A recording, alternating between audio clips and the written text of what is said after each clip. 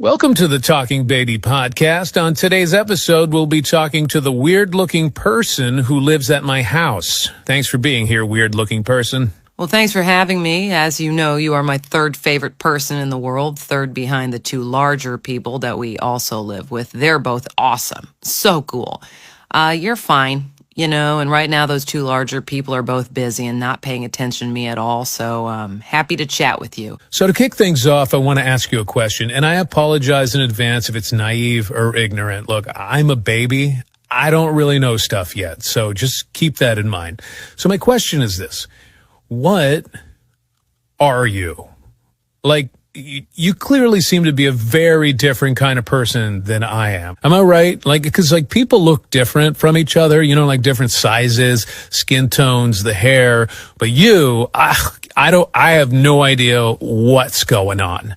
Does this make any sense to you? Am I crazy? Oh, no, dude, you're 100% right. I've had that thought so many times. Look, I don't really know what I am. That's not really the kind of thing I think about or care about, but I do know that I'm significantly different than you and the other people who live in this house, for sure. Okay. Well, so aside from how weird you look, what are other differences? Well, for one, I'm not allowed to poo or pee inside the house. See, you guys can do it no problem. In your case, you just go in your pants wherever and whenever you want, which, by the way, mad respect. That's one of the things I like the most about you. I'm actually pooing right now. Oh, I know. I can smell it. But yeah, for some reason, I can't go in here. When I first got here, I did it a few times, but the larger people that we live with were not into it. So I got the message after a couple weeks. Huh.